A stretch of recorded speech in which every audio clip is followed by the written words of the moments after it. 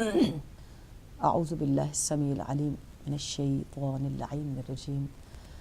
بسم اللہ الرحمن الرحیم ربی اشرح لی صدری ویسر لی امری واحلل عقدۃ من لسانی یفقهوا قولی اللہم صل علی فاطمة وابیها وامها وبألها وبنیها والسر المستودع فیها ان تصلی علی محمد وآل محمد بعدد ما احاط به علمک۔ پروردگار عالم کی بارگاہ میں شکر ادا کرتے ہیں کہ اس نے زندگی کے ان گزرتے ہوئے لمحوں میں یہ توفیق بخشی، یہ سعادت بخشی کہ آج شب انہدام جنت البقیع ہمیں موقع ملا کہ ملت اسلامیہ کے سامنے جنت البقیع کے حوالے سے پروگرام کو لے کر حاضر ہوں ہدایت ٹی وی کے پلیٹ فارم سے۔ تمام دنیا میں، دنیا اسلام میں جہاں جہاں تک میری آواز پہنچ رہی ہے، سب کی خدمت میں سلام عرض کرتی ہوں، اور اس حساس اور مودتی اور ایک عقیدتی جو پہلو ہے ہمارا، بنا ہے ہمارے عقیدے کی جنت البقیع کا وجود، اس کے اوپر جو ہے ہم مختلف پہلوؤں سے اس پروگرام کے اندر جو ہمارے اہل لا الہ الا اللہ، اہل ایمان، مؤمنین و مؤمنات ہیں، ان کے دلوں کو انشاءاللہ اس معرفت سے آشنا کرنے کی کوشش کریں گے، اس نور سے آشنا کرنے کی کوشش کریں گے کہ جن کے متعلق جاننے سے انسان کی شخصیت بدلتی ہے، اس کی سوچ بدلتی ہے، اس کا عقیدہ بدلتا ہے۔ اور اللہ کی بارگاہ میں دوسرا شکریہ ادا کرتی ہوں الحمدللہ کہ یہ سعادت ہے آج مجھے کہ ہمارے اس جنت البقیع کے پروگرام کے حوالے سے جس شخصیت کو میں نے دعوت دی ہے،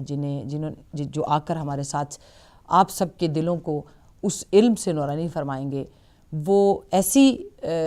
شخصیت ہیں کہ جن کے بارے میں اگر یہ کہوں کہ ان کا بیان نہ صرف علم میں اضافہ کرتا ہے، یعنی صرف نالج کو ہی امپروو نہیں کرتا، بلکہ ہمارے عقیدے اور ہماری سوچ کو بھی مضبوط کرتا ہے، ہماری فکر کی سمت کو بھی درست کرتا ہے۔ اور آپ سب جانتے ہیں اپنی تدبیر اور تدبر میں، تفکر میں مضبوط ملت شیعہ کا سرمایہ اور ہمارے سرپرست جناب حجت الاسلام والمسلمین علامہ ظفر عباس ملک صاحب، میں آپ کی خدمت میں سلام عرض کرتی ہوں، اور آپ نے جو زحمت فرمائی، آپ تشریف لائے ہیں، بارگاہ رب العالمین میں دعا کرتی ہوں کہ پروردگار عالم آپ کو اس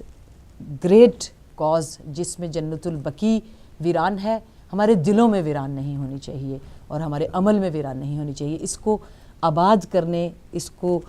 کی آبیاری دلوں میں کرنے کے لیے اور عقیدوں میں کرنے کے لیے آپ تشریف لائے ہیں۔ وقت کے امام پروردگار عالم آپ کو لمبی عمر اور صحت عطا فرمائے۔ بسم اللہ آغا صاحب، آپ سوال سے شروع کروں یا آپ بھی جنت البقیع کے لیے کچھ جملے بولیں گے، یا میں آپ سے سیدھا سوال کروں؟ انشاءاللہ آپ سب آغا صاحب سے مستفید ہوتے ہیں، اور آج میں خود بھی آپ کے سامنے اپنے آپ کو اور آپ سب کو مستفید کرنے کی کوشش کروں گی۔ موسٹ امپورٹنٹ جو میں نے شروع کیا کہ ہمارے اس پروگرام میں جو ہے ہی جنت البقیع کے لیے، اس میں ڈفرینٹ اینگلز ہیں جن کو ہم آج آغا صاحب کے ساتھ، علامہ صاحب کے ساتھ ڈسکس کریں گے۔ وقت کے دامن میں اتنی گنجائش نہیں ہے، بریفلی ہم ان سے اس ایک حصہ جو لے سکتے ہیں اور اس میں جو اپنی ہماری استطاعت ہوگی اس کو ہم سمیٹ سکیں۔ قرآنک پہلو ہے، ایک حدیث کا پہلو ہے، روایات کا پہلو ہے، عقیدے کا پہلو ہے، اور پھر ہمارے عشق و محبت کا پہلو ہے، واجبیت کے لحاظ سے، فرضیت کے لحاظ سے، ہمارے جو عقائد اور پریکٹیکل زندگی میں جو ہمارے فرائض ہیں، ان میں ہم جنت البقیع کو سب سے پہلا پوائنٹ کہ قرآن میں ہم کیسے جنت البقیع کی اہمیت، اس کی عظمت، اس کی عزت کو فائنڈ کرتے ہیں، جہاں پہ خدا اس کی تعریف کر رہا ہو اس مقام کی۔ بسم اللہ۔ اعوذ باللہ من الشیطان الرجیم، بسم اللہ الرحمن الرحیم۔ سب سے پہلے تو میں آپ کا شکر گزار ہوں کہ آپ نے یہ موقع مہیا فرمایا اس پروگرام کو ترتیب دے کر۔ یقیناً ہمارے لیے ایک انتہائی اہم پہلو ہے ہمارے مذہب کے ماننے والوں کے لیے اور ہمارے دین کے استوار رکھنے کے لیے، اپنے لیے، لیکن اس میں سب سے پہلے جو بات میں سمجھتا ہوں کہ ہمیں دیکھنی ہے، قرآن مجید میں ارشاد ہے، بسم اللہ الرحمن الرحیم، لا ترکنوا الی الذین ظلموا فتمسکم النار، کہ جن لوگوں نے ظلم کیا ہے بالکل ان کے بارے میں اپنے دل کے اندر کبھی بھی نرمی پیدا نہ کریں، سبحان اللہ، ورنہ تم بھی جہنم کی آگ بنو گے۔ اللہ اکبر، اللہ اکبر۔ اب یہ ایک آیت جو ہے وہ تقریباً تمام تاریخ کے اوپر حاوی ہے۔ سبحان اللہ۔ اللہ سبحانہ وتعالیٰ نے اسلام ایک پرامن اور صلح و آشتی کا مذہب بنا کر نبی اکرم صلی اللہ علیہ وآلہ وسلم کو اخلاق انسانیہ کا ایک نمونہ بنا کر، معلم، بے شک، اور سبحان اپنے اللہ، اخلاق کی ایک مثال بنا کر اس دنیا کے اندر بھیجا، اور ائمہ خدا علیہ الصلوۃ والسلام کو ان کے بعد یکے بعد دیگرے بے شک، وہی ذمہ داریاں ادا کرنے کے لیے مامور فرمایا۔ جی،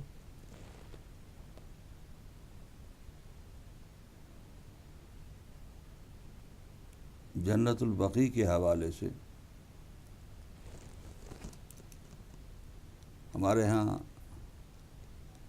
جو سب سے اہم چیز ہے کہ ہم بعض اوقات ان واقعات جو ظلم و ستم کے واقعات تاریخ کے اندر ہوئے ہیں، انہیں کچھ عرصہ ان کی یاد مناتے ہیں اور پھر اس کے بعد جو ہے وہ کچھ عرصہ ختم کر دیتے ہیں، ایک وقت کے ساتھ ہوتا ہے۔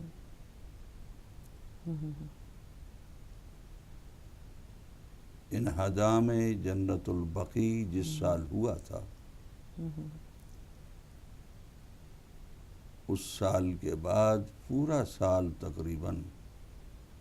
دنیا اسلام کے اندر ایک بہت بڑا تلاطم اور ہیجان تھا۔ یہ جو آپ نے آیت تلاوت فرمائی ہے، جی، میں سمجھتی ہوں کہ یہ جو ہم 16 کو پروٹیسٹ کریں، یہ ایک ایسی مطلب ایسا سیدھا میسیج ہے ہر مومن کے دل کے اوپر جی، کہ یہ سننے کے بعد تو مجھے لگتا ہے کہ عذاب جہنم سے ہم سب کو ڈرنا چاہیے، ہاں، اور ہر وقت ہر وقت۔ ایسا نہیں ہے کہ اب مثلاً ایک دن ہو، احتجاج بنا لیا، ہاں، ہر وقت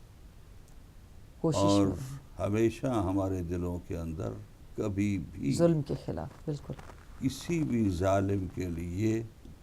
نرم گوشہ نہیں ہونا ذرہ برابر بھی نرم گوشہ رکھنا حرام ہے،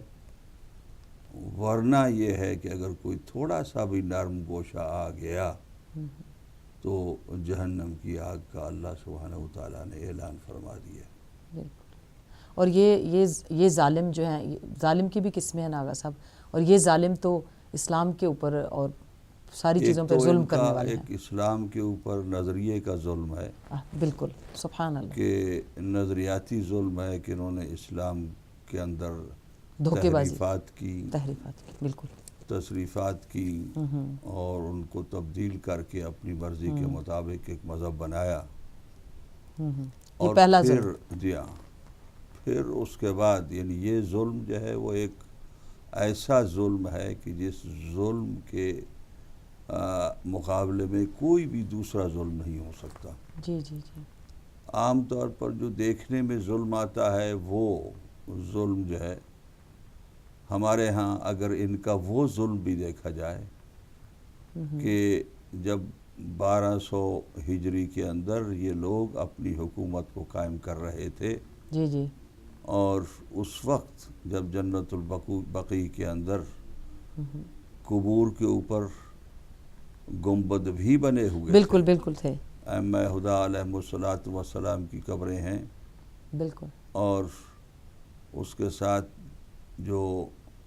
دوسرے صحابہ کرام کی قبریں ہیں، جناب ام البنین کی قبر ہے، جی جی، تو ان ساری قبروں پر چبوترے بنے ہوئے تھے، جی بالکل، اور ہے تصویریں بھی ہیں یہ ساری، ہاں، اور اس کے روزے باقاعدہ بنے ان ہوئے کی باقاعدہ جو نشانات ہیں وہ بھی موجود ہیں ابھی تک۔ جی جی، تو اس کو گرایا گیا یہ کہہ کر کہ یہ شرک ہے، یہ کفر ہے، جی، قبروں کے اوپر اس طریقے سے جو ہے وہ یہ اگر صاحب میں تعمیرات کرنا یا اس طریقے سے قبروں کی زیارت کرنا اور سلام کرنا، جبکہ یہ حقیقت ہے کہ ان کے تمام ائمہ فقہ کے مزارات بنے ہوئے ہیں، بالکل ان مزارات کے اوپر لوگ زیارت کے لیے جاتے ہیں، بالکل، جو چاروں امام ہیں، اور جس نے خود فتویٰ دیا تیمیہ، ابن تیمیہ، اور اس کی اپنی قبر اونچی ہے کافی، جی ہاں، تو لوگ جا کے دیکھ سکتے ہیں انٹرنیٹ پہ۔ ہاں، اب اس حوالے سے یہ جو ایک تاریخی واقعہ ہوا تو یہ یعنی ایک خاص نظر ہے، وہ جو آج کی دہشت گردی ہے، جی جی، اس دہشت گردی کو یعنی اسی دہشت گردی کی ایک فرع سمجھیں کہ بالکل، اس ایک کا برانچ، اصل جو ہے وہ دہشت گردی جو مذہبی بنیاد کے اوپر کہ یہ ہمارے مذہب کے مطابق نہیں ہے، اگرچہ وہ پہلے سے شروع تھی شیعوں کے خلاف، اگر صاحب میں شیعوں کے خلاف ایک دہشت گردی ہے کہ جو بہت پہلے سے شروع جی تھی، نہیں، ایک میں پڑھ رہی تھی 1916 میں انہوں نے سائن ہاں، کیا تھا ایک جی ہاں، کانٹریکٹ ماہانہ تنخواہ کے اوپر، ایک دہشت گردی جو ہے وہ ہے شیعہ اور سنی دونوں مسلمانوں کے اوپر۔ جی، تو یہ جو انہوں نے دہشت گردی شروع کی، انہوں نے یعنی یہ نہیں دیکھا کہ یہ شیعہ علاقہ ہے یا سنی علاقہ ہے، انہوں نے تمام جو مدینے کے، مکے کے، طائف اعتراف، کے بالکل، جتنے بھی اہل سنت کے لوگ رہنے والے تھے، ان سب کو اپنے دین کا پابند بنانے کے لیے تلوار کا استعمال کیا، اور اس وقت کے جو ہتھیار تھے ان ہتھیاروں کے ذریعے سے انہوں نے یہ نہیں دیکھا کہ یہ عورت ہے یا بچہ ہے، یہاں تک کہ طائف کی گلیوں میں عورتوں اور بچوں کی لاشیں جو ہیں وہ ان کے ڈھیر لگ گئے تھے، اللہ، یعنی طائف پر جب انہوں نے اپنا کنٹرول قبضہ کرنے کے لیے یعنی کہتے یہی تھے ہمارا مذہب اختیار کرو یا یہ ہے کہ تم قتل ہونے کے لیے تیار ہو جاؤ، جو آج کا دہشت گرد جو ہے وہ کہہ رہا ہے، آج کا دہشت گردی، اور دنیا آج تک اس بات کو نہیں سمجھی کہ اصل دہشت گرد جو ہے اس کی بنیاد جو ہے وہ خود سعودی عربیہ ہے، بالکل، جس کے بارے میں خود بخاری کے اندر احادیث ہیں کہ جن احادیث کے اندر یہ آتا ہے کہ یمن کی رسول اکرم صلی اللہ علیہ وآلہ وسلم نے تعریف کی کہ یمن والے جو ہیں وہ دیندار ہیں، متدین ہیں، اور وہاں سے ایمان کی خوشبو آ رہی ہے، اور پھر خود وہاں حجاز کی طرف انگلی کر کے رسول اکرم نے ارشاد فرمایا کہ یہاں سے فتنہ کھڑا ہونے والا ہے۔ تو اب یہ جو ہے یہ رسول اکرم کی پہلے سے پیشن گوئی تھی ان کے بارے میں، اور وہی فتنہ اور وہی دہشت گردی کہ جو 1200 یعنی 200 سوا 200 سال پہلے جو شروع ہوئی تھی، اور اس سے پہلے جیسا کہ میں نے عرض کیا کہ خالی شیعوں کے خلاف دہشت گردی تھی، اس سے پہلے جو معاویہ کے زمانے میں اور معاویہ کے ساتھ کا دور تھا اس کے اندر جو ہے وہ خالی شیعوں کا قتل کیا جا رہا تھا، شیعوں کا خون کیا جا رہا تھا، سادات کرام کا خون کیا جا رہا تھا، اور شیعوں کے خلاف جو بھی چیز ہو رہی تھی مسلمانوں کے اندر وہ ہو رہی تھی، مسلمان جو ہے وہ دیکھ رہے تھے اور تماشا دیکھ کر جو ہے وہ خاموش رہے تھے۔ اسی طریقے سے اب جو اس کے بعد انہوں نے شروع کیا تو انہوں نے یہ نہیں دیکھا جی انہوں نے مسلمان ہوں یا غیر مسلم ہوں، اور ان کو یعنی غیر مسلم تو معاذ اللہ یہ غلط میرے زبان پہ لفظ آ گیا ہے، چاہے وہ شیعہ ہوں چاہے وہ سنی مسلمان ہوں، جی جی ان سب کو کافر و مشرک قرار دیا کہ جو قبر نبی اکرم اور قبر ائمہ خدا علیہم الصلوۃ والسلام پر زیارت کرنے کے لیے آتے ہیں۔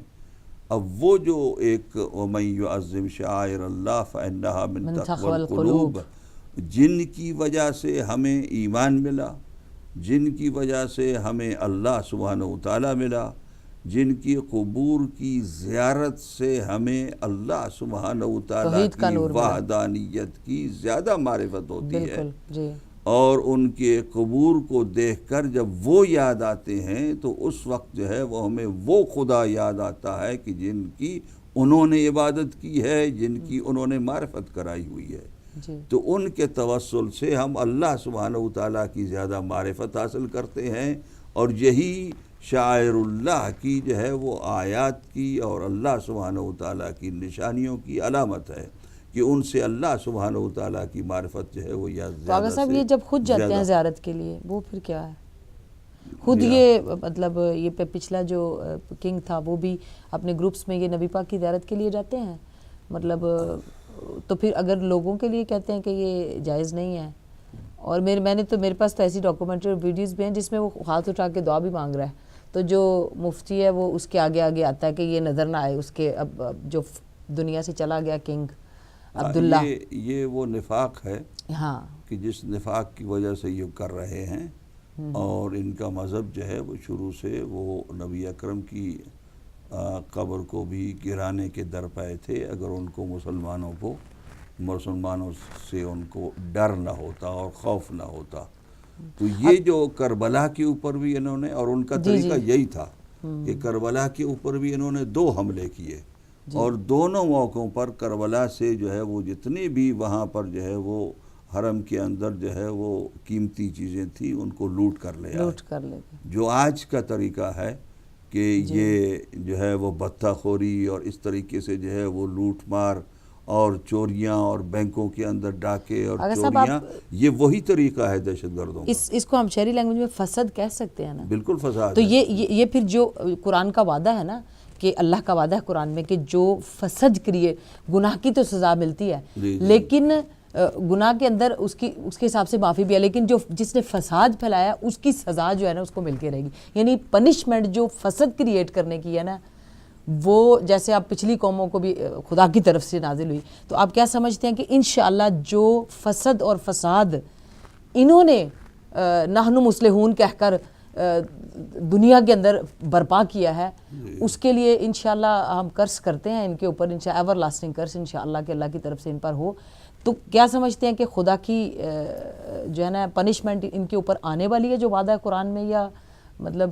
یقیناً اللہ سبحانہ و تعالیٰ نے قرآن مجید میں جا بجا ظالم کے خلاف جو اللہ سبحانہ و تعالیٰ نے تاریخی فیصلے کیے ہیں اور ان کو عذاب دیا ہے، ان کو پنش کیا ہے، وہ سارے کے سارے اللہ سبحانہ و تعالیٰ نے بار بار دہرائے ہیں۔ فرعون کے واقعے کو بار بار دہرایا، عاد کے واقعے کو بار بار دہرایا، ثمود کے واقعے کو بار بار دہرایا، ان کو سزائیں دی تھی، اس لیے اللہ سبحانہ و تعالیٰ بار بار دہرا رہے تھے کہ یاد رکھو ظالمین کی یہ سزائیں ہیں، اور وہ ظالمین کو نیست و نابود کرنے کا اعلان فرمایا ہر دفعہ اللہ سبحانہ و تعالیٰ نے کہ آج ان کے آثار بھی نظر نہیں آتے ہیں، یعنی اس سے پہلے ہم نے ایسی قوموں کو ختم کیا، اس سے پہلے ہم نے ایسی قوموں کو ختم کیا، نیست و نابود کیا، یقیناً وہ بربادی اللہ سبحانہ و تعالیٰ نے جو اعلان کیا ہے وہ ان لوگوں کے لیے کہ جو اسلام حقیقی کے ماننے والے ہیں، جو محمد و آل محمد علیہ الصلوۃ والسلام کے محبان ہیں، ان لوگوں کے لیے یقیناً ایک ایسی چیز ہے کہ جس کے ذریعے سے ان کی تسلی ہوتی ہے، اور ان کی تسلی اور تشفی سبحانہ و تعالیٰ کرا رہے ہیں کہ یاد رکھو ان کی اس دنیا کی اس وقت جو حکومتیں ہیں، اس وقت جو اقتدار ہے، اس وقت جو ظلم و ستم ہے، اس کو دیکھ کر تم جو ہے وہ یہ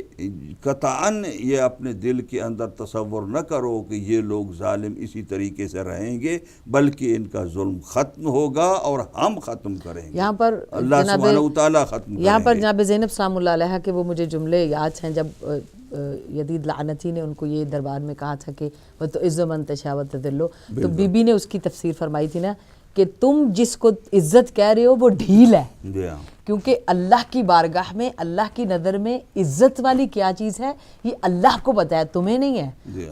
خدا کسی گھٹیا چیز کو پسند نہیں کرے گا، گھٹیا چیز کو عزت نہیں دے گا۔ تو اگر کسی گھٹیا کو کوئی حکومت مل جاتی ہے یا کوئی گھٹیا انسان کسی اس پہ بیٹھا ہے تو وہ یہ نہ سمجھے کہ اس کو اللہ نے عزت دی ہے، بلکہ بی بی نے تشریف فرمائی ہے کہ وہ یہ سمجھے کہ اللہ نے اسے ڈھیل دی ہے، اللہ نے اسے ڈھیل دی ہے کہ یہ تو آزمائش ہے تمہاری، اس کے بعد پکڑ ہے۔ تو یہاں پر آغا صاحب کالر ہے ایک کال لے کر، تو میں دوبارہ آپ کی خدمت میں آتی ہوں۔ السلام علیکم ورحمۃ اللہ وبرکاتہ۔ وعلیکم السلام ورحمۃ اللہ، میں عمران نقوی عرض کر رہا ہوں، اور یہ جو آپ کا پروٹیسٹ ہے 16 جولائی کو، میں سمجھتا ہوں کہ اس کے اندر بھرپور انداز میں تمام لوگوں کو، تمام مسالک، ان مسالک کے لوگوں کو شریک ہونا چاہیے کہ جو رسول کریم صلی اللہ علیہ وآلہ وسلم سے محبت کرتے ہیں، اور کیونکہ رسول کریم صلی اللہ علیہ وسلم ان بی بی سے صرف محبت تو کرتے ہی تھے، اس کے ساتھ ساتھ اپنی جگہ، اپنا وہ مقام چھوڑ دیا کرتے تھے، جب بی بی آیا کرتی ان کے احترام میں کھڑے ہو جایا کرتے تھے۔ تو تمام عالم اسلام کو چاہیے کہ وہ اس پروٹیسٹ میں شریک ہو، اس میں آئے اور اس میں محبت رسول کریم صلی اللہ علیہ وسلم دکھائے، کیونکہ جس طرح سے منظم کیا گیا یہ جو ہے مزار مقدس 1925 میں، اور آل سعود آج بھی ظلم و بربریت دکھا رہے ہیں، تو اگر اس وقت بھی امت مسلمہ نہ کھڑی ہوئی اور اس احتجاج میں شریک نہ ہوئی تو یقینی طور پہ وہ بھی ظالموں میں سے قرار دیے جائیں گے لوگ جو اس ظلم کے خلاف آواز نہیں اٹھائیں گے۔ تو میں سمجھتا ہوں کہ لبیک یا زہرا کی یہ کاوش، یہ جو کام ہے، یہ بہت عظیم کام ہے، اور پروردگار عالم آپ سب کی مدد سے آپ کو تاحیات طویل عمر عطا فرمائے، اور جو آپ پروگرام کرتی ہیں، جو بھی آپ کے سیمینار ہوتے ہیں، میں سمجھتا ہوں وہ امت مسلمہ کو جگانے کے لیے بہت ضروری ہیں، اور پروردگار عالم آپ کی توفیقات میں اضافہ فرمائے۔ اور علامہ صاحب کی خدمت میں سلام پیش کروں گا، اور علامہ صاحب نے جو بالکل فرمایا کہ شیعہ اور سنی کے حوالے سے جو فرمایا بالکل اسی طرح سے ہے کہ انہی کی وجہ سے آج یہ حالات ہیں، آج جو داعش ہے اور آج جو ظلم و بربریت ہے وہ اسی آل سعود کی وجہ سے ہے، جو ظلم و بربریت ہمیں دکھائی دے رہی ہے، اور جو آج شام میں حالات دکھ رہے ہیں، آج فلسطین میں حالات دکھ رہے ہیں، اور یمن میں جو حالات ہیں، وہ امت مسلمہ کو سوچنا چاہیے۔ اور میں سمجھتا ہوں اہل سنت حضرات جو ہیں بہت حد تک جاگ چکے ہیں، اور وہ سمجھتے ہیں، وہ خود ہمارے احتجاج میں اب شریک ہوتے ہیں، دیکھتے ہیں۔ یقینی طور پہ بی بی صلوات اللہ علیہ کے مزار کو جس طرح سے منظم کیا گیا اور جس طرح سے ظلم و بربریت کی گئی، میں سمجھتا ہوں کہ اس میں ہر آدمی کو آنا چاہیے، شرکت کرنی چاہیے، جو بھی رسول کریم سے پیار کرتا ہے۔ میں نہیں سمجھتا کہ رسول کریم سے پیار کرنے والا اس احتجاج میں، اس جو آپ پروٹیسٹ کر رہی ہیں سعودی ایمبیسی کے باہر، یوکے میں، لندن میں سمجھتا ہوں اس پیغام کو تمام لوگوں کو سمجھنا چاہیے اور اس میں شریک ہونا چاہیے۔ شکریہ عمران بھائی، پروردگار آپ کی سلامت رکھے انشاءاللہ۔ اور ہماری عاجزی ہے، یہ بہت تھوڑی سی چھوٹی سی، ہم مل کر جو ہے نا خدمت ہے بی بی کی بارگاہ میں۔ اگر اذان کا وقت نہ ہوتا تو میں ان کی ہم کال نہ کاٹتے، اور اگر سب آپ کی اجازت سے بھی ناظرین محترم، ہم اس شب کو جو شب غم بھی ہے اور شب انہدام جنت البقیع، آل رسول کی قبور کے ساتھ ظلم ہوا، شہادتیں ہوئیں، قبروں کو دوبارہ شہید کیا گیا، اس شب کے اس غم کے ساتھ اذان کا وقت ہوا چاہتا ہے۔ ملتے ہیں اذان کے بریک کے بعد۔ السلام علیکم ورحمۃ اللہ وبرکاتہ۔